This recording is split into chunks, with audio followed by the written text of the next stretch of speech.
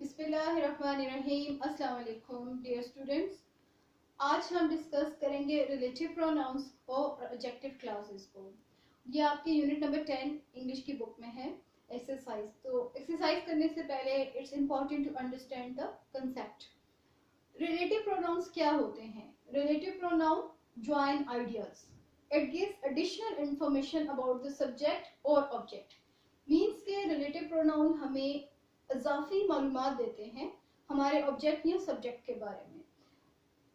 ये सब relative pronouns हैं जो usually as a question word use होते हैं, हु, विच, हुज, हुम।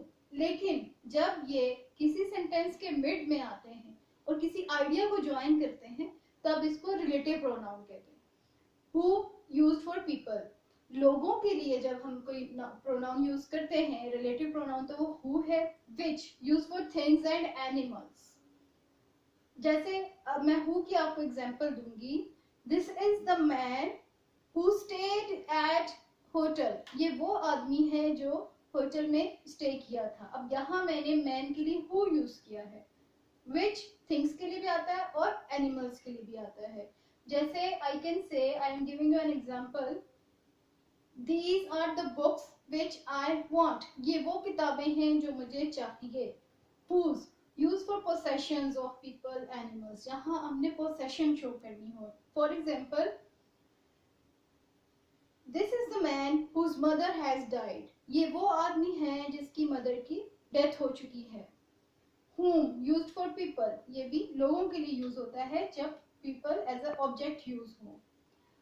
ओके जी। That use for people, things and animals. That सबके लिए यूज हो सकता है। फॉर इंस्टेंस मैं कह सकती हूँ these are the dresses that I want to buy. ये वो ड्रेसेस हैं जो मैं खरीदना चाहती हूँ। इस तरह से अब आपने देखा मैंने जितने सेंटेंस बोले वो उनमें दो पार्ट्स थे। उन दो सेंटेंसेस के पार्ट्स को जिन वर्ड्स ने, जिन प्रोनाउंस ने ज्वाइन किया उसको हमने कहा रिलेटिव प्रोनाउन। रिलेटिव प्रोनाउंस जिस आइडिया को ज्वाइन करते हैं उन आइडियाज को हम एडजेक्टिव क्लास और रिलेटिव क्लास कहते हैं। इसकी डेफिनेशन हम यूं लिख सकते हैं, an adjective class is a group of words which does the work of an adjective. Adjective क्या होता है? Adjective is a word that describes a noun और प्रोनाउन। एडजेक्टिव क्लास क्या होता है? A group of words that describe a noun और pronoun. अब उस एडजेक्टिव को, उस आइडिया को जिसने ज्वाइन किया है उस वर्ड को हम कहेंगे रिलेटिव प्रोनाउन। फॉर इंस्टेंस अब आप ये देखें, जो ब्लैक से मैंने लिखा है ये सब्जेक्ट है। द पीपल, यहाँ पे इसको एज अ सब्जेक्ट ले आप और एज अ नाउन ले। पीपल नाउन आ गया। हु, अब यहाँ पर हु क्या है? रिलेटिव प्रोनाउन है। और ये किस सेंटेंस को उसके साथ ज्वाइन कर रहा है? Are addicted to drugs undergo many serious problems। The people who are addicted to drugs undergo many serious problems। इसमें आपने जब आइडेंटिफाई करना है रिलेटिव प्रोनाउन तो आप कहाँ पे देखेंगे? आप सबसे पहले ये देखेंगे कि आपको ऑलरेडी पता चल चुका है कि रिलेटिव प्रोनाउंस कौन से हैं। रिलेटिव प्रोनाउंस आपको मैंने पहले ही बताया है, who, which, whom, whose, that।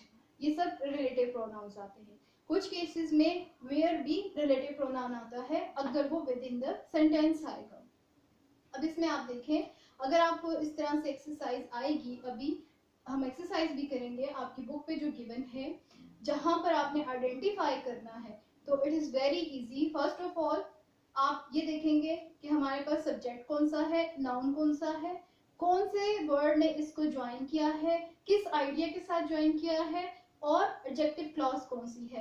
Adjective clause और रिलेटिव क्लास वो क्लास है जिसमें एक्सप्लेनेशन दी जाती है अबाउट द नाउन और द सब्जेक्ट। रिलेटिव प्रोनाउन वो प्रोनाउन है जो इस क्लास को ज्वाइन कर रहा है with the first part of the sentence और विद द सब्जेक्ट और object of the sentence. Second sentence देखें, the umbrella. Here we have the noun umbrella और subject the umbrella which has a broken handle is mine। अब यहाँ पर umbrella के बारे में क्या बताया जा रहा है? Has a broken handle. ये यहाँ पे एडजेक्टिव क्लास है। ये क्लास एक्सप्लेन कर रही है कि अम्ब्रेला कैसी है, ब्रोकन हैंडल। इज माइन, इस तरह से आपने इसमें इजीली आइडेंटिफाई किया the words that I have written with green are relative pronouns and the words that I have written with red are adjective clauses, adjective clause or relative clause.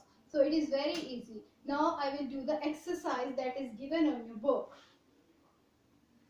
Students, the exercise in your book in unit number 10 is use who, whom, that, which, whose. I already explained you that where these relative pronouns are used. The first sentence, अच्छा बात एक बात mind में रखिएगा, blue से जो मैंने लिखा है these are the subjects or objects or you can say the noun of the sentence that is used.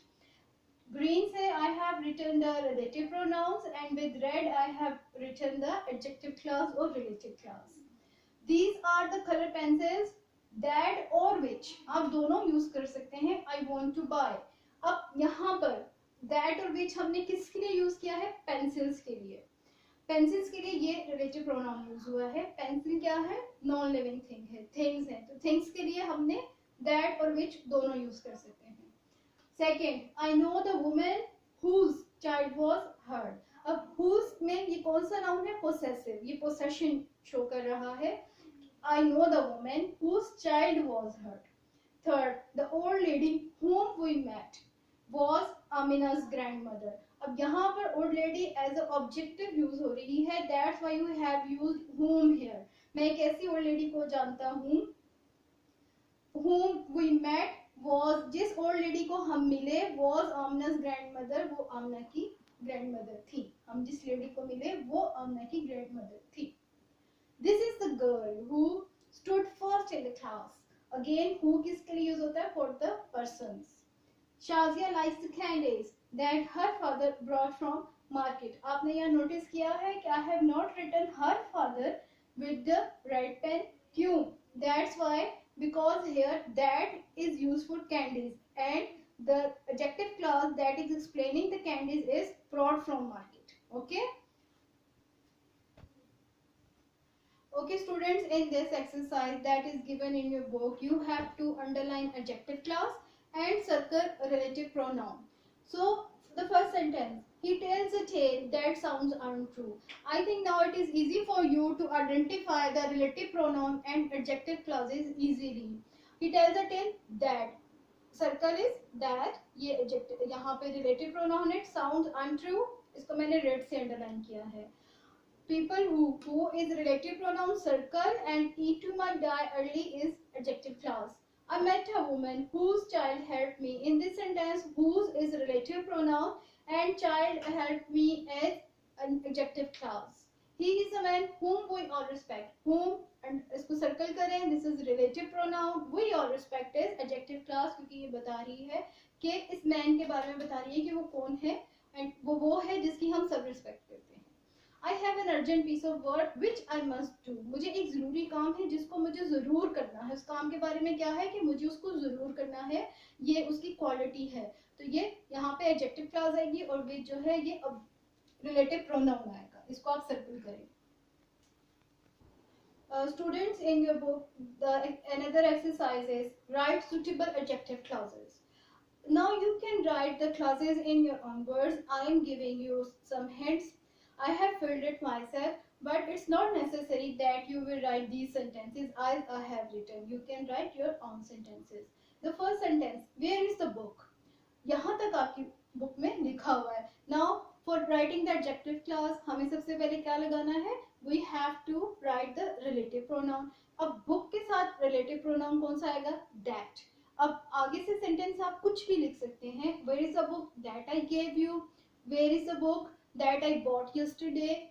There is a book that I brought from the library. इनमें से आप कुछ भी लिख सकते हैं. Any student who, अब student के साथ कौन सा relative pronoun आएगा? Who makes noise will be punished. Okay. I know the woman whose purse was stolen. Possession show कर रहा है. That's why हमने whose लगाया है. That is the girl who sang sweetly. Where is the man whose mother has died? Again, possession के लिए मैंने whose लगाया, but you can change the sentences according to the relative pronoun. Relative pronouns आप लगाएंगे according to the noun or the subject of the sentence. Then you will make the sentence of your own. It's very easy. So students, it's all about unit number 10. translation is done, exercises are done, all the exercises are completed. Now in the next video I will do inshallah present tense from your English grammar book. Till that, Allah Hafiz.